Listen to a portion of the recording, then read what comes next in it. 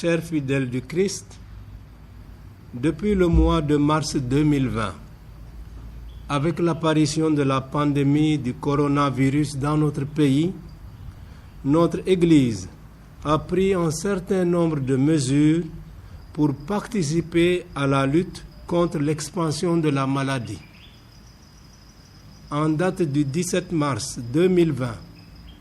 nous, vos pères évêques du Sénégal, avions procédé à la suspension des offices religieux avec présence de l'Assemblée pour répondre aux normes et exigences de la lutte contre cette pandémie de la COVID-19.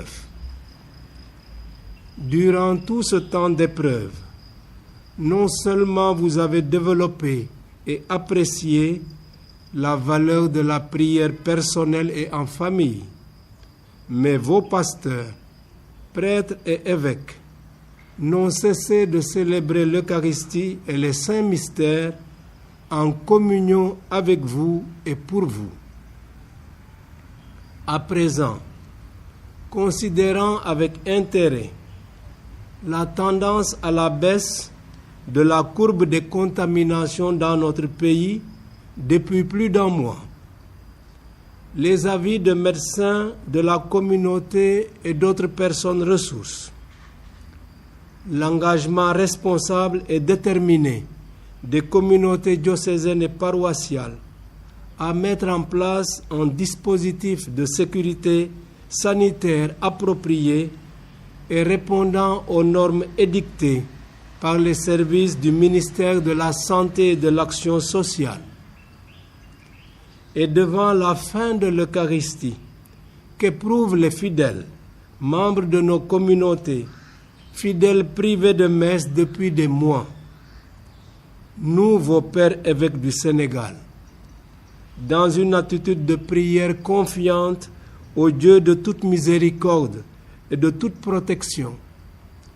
assurés de l'intercession puissante de la bienheureuse Vierge Marie, Notre-Dame du Rosaire, Reine de tous les saints, sommes favorables à partir du 1er novembre 2020 à la reprise progressive du culte dans nos diocèses, suivant l'appréciation des pasteurs du lieu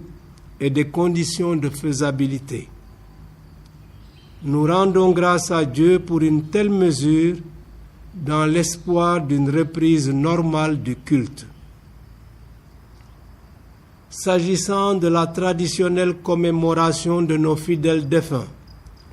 nous préconisons, pour les raisons que vous connaissez, une démarche individuelle et familiale des visites au cimetière, en dehors de toute cérémonie officielle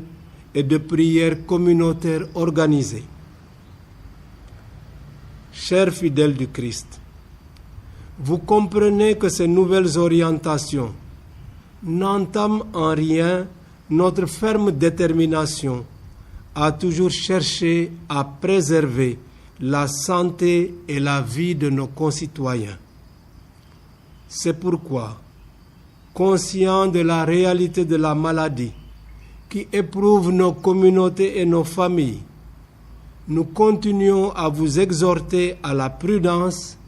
et à la responsabilité personnelle et collective. Vivons dans le strict respect des normes sanitaires édictées par les services compétents.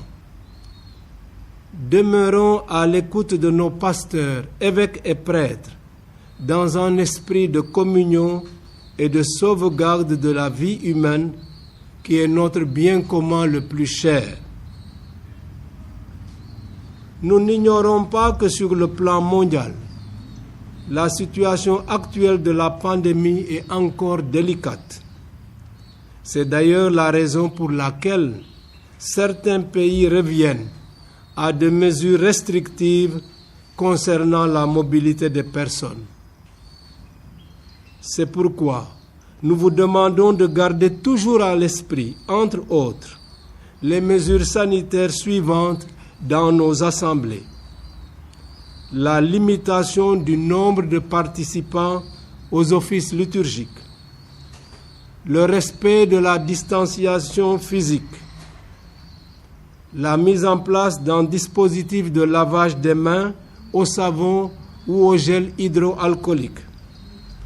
le port obligatoire du masque,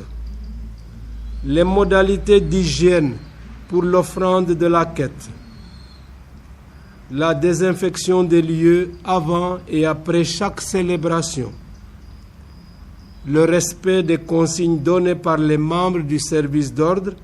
lors des célébrations à l'entrée des églises comme à l'intérieur et à la sortie. Par ailleurs,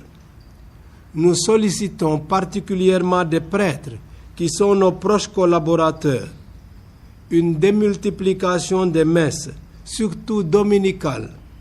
pour offrir à beaucoup plus de fidèles la possibilité de participer à la Sainte Eucharistie